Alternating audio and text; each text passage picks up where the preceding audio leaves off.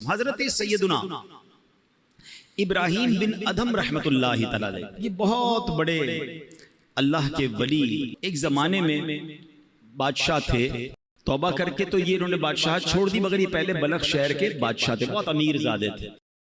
تو ہوا یہ کہ ایک مرتبہ کسی نے آپ سے پوچھا کہ علی جان، یہ آپ کی زندگی میں انقلاب کیسے آیا؟ آپ تو بڑے بادشاہ تھے اور اب توبہ کر لی اور اب آپ ایک بالکل عام انسان کی زندگی بسر کرتے ہیں۔ تو فرمایا میں خراسان کے شاہی خاندان سے تھا، یہ ان دنوں کی بات ہے جب میں جوان تھا۔ ایک دن میں شکار کے ارادے سے جنگل میں نکلا اور میں شکار کے لیے جانور ڈھونڈ رہا تھا، اچانک مجھے غیب سے ایک آواز آئی، کوئی کہنے والا کہہ رہا تھا، اے ابراہیم کیا تمہیں اس لیے پیدا کیا گیا ہے؟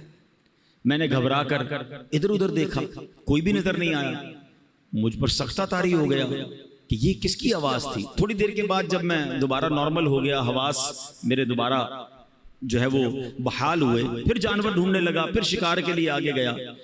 کچھ ہی دور چلا تھا کہ جس زمین پر میں چل رہا تھا اس کے اندر سے آواز آئی، اے ابراہیم اس میں کوئی شک نہیں کہ تمہیں ان کاموں کے لیے پیدا نہیں کیا گیا۔ اس غیبی آواز نے میرے دل کی دنیا بدل دی۔ میرا ملازم جو بکریاں چرا رہا تھا اس کو میں نے اپنا قیمتی لباس دے دیا، اس کا اونی لباس میں نے خود پہنا، سب کچھ چھوڑ چھاڑ کر میں مکہ مکرمہ کی طرف چلا گیا۔ حضرت ابراہیم بن ادھم کی زندگی کے اور بھی بڑے پیارے واقعات ملتے ہیں کہ یہ بادشاہت چھوڑنے کے کیسے کیسے واقعات ہوئے۔ کہ ایک بار کیا ہوا کہ آپ فرماتے کہ میرا بڑا زبردست محل تھا، ایک شخص اندر آیا، اسٹرینجر تھا، میں جانتا نہیں تھا، کوئی ان نون آدمی تھا، مگر اندر آ کر وہ کہتا ہے کہ مجھے یہ مسافر خانہ اچھا نہیں لگا۔ حضرت ابراہیم بن ادھم کہتے ہیں اتنا بڑا محل، اتنا بڑا بادشاہ کا محل، کہتے ہیں مسافر خانہ؟ کہتے ہیں حضرت آپ کو مسافر خانہ نظر آ رہا ہے؟ اتنا بڑا محل ہے، اتنی شاندار کمرے ہیں۔ تو بزرگ کہتے ہیں یہ بتاؤ تم سے پہلے یہاں کون رہتا تھا؟ کہا میرے والد رہتے تھے۔ کہا اس سے پہلے کون رہتا تھا؟ کہا دادا رہتے تھے۔ اچھا اس سے پہلے کون تھا؟ کہا پردادا رہتے تھے۔ تو کہا پھر بتاؤ مسافر خانہ کس کو کہتے ہیں؟ ایک آتا ہے، پہلا چلا جاتا ہے، پھر اگلا آتا ہے تو اس سے پہلے والا چلا جاتا ہے، ایک آ رہا ہے دوسرا جا رہا ہے، مسافر خانہ نہیں تو کیا ہے؟ کہتے یہ بات مجھے میرے دل پہ اثر کر گئی کہ واقعی جس محل کو، جس جائیداد کو، جن چیزوں کو میں سب کچھ سمجھ رہا ہوں یہ تو جانے والی ہے۔ اور پھر حضرت ابراہیم بن ادھم رحمت اللہ تعالی علیہ نے یہ بات جب اپنے کے دل میں بیٹھ گئی نا تو وہ اللہ تعالیٰ کی راہ میں نکل گئے، اپنا سارا مال اللہ کی راہ میں خرچ کیا، تارک الدنیا ہو گئے۔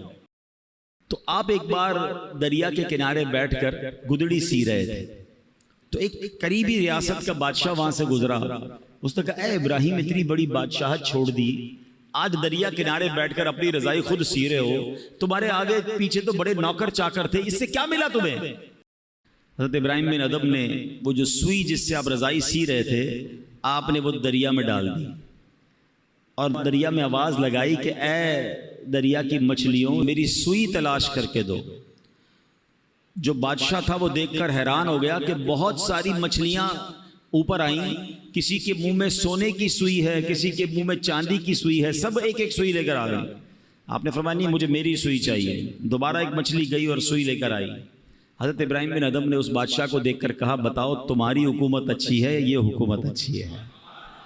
جو اللہ کے لیے قربان کرتا ہے، جو اللہ کی طرف چل پڑتا ہے، اللہ پھر مخلوق کے دلوں میں اس کی عزت ڈال دیتا ہے۔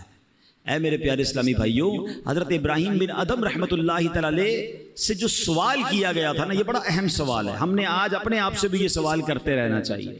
آپ سے کیا غیبی آواز آئی تھی؟ الہذا خلقتا، کیا تمہیں اس لیے پیدا کیا گیا ہے؟ اب ہم اپنے بارے میں غور کریں۔ ضروری تو نہیں کہ کسی کو غیبی آواز آئے، مگر اس واقعے سے ہم سب کو اپنے آپ سے بار بار پوچھنا ہے۔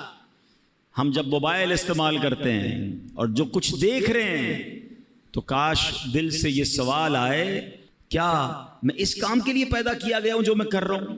اپنے آپ سے پوچھیں نا۔ اسی طرح ہم کچھ پڑھ رہے ہیں، کیا پڑھ رہے ہیں؟ یہ پڑھنے سے فائدہ ہوگا یا رب ناراض ہوگا؟ یہ پڑھنے والی چیز ہے بھی کہ نہیں؟ کاش اپنے آپ سے سوال کرے کیا جو میں کر رہا ہوں اسی لیے مجھے پیدا کیا گیا ہے؟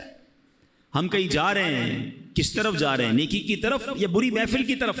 شراب کھانے کی طرف، جوا کھانے کی طرف، بے حیائی کی طرف، دوستوں کے ساتھ برے کاموں کی طرف؟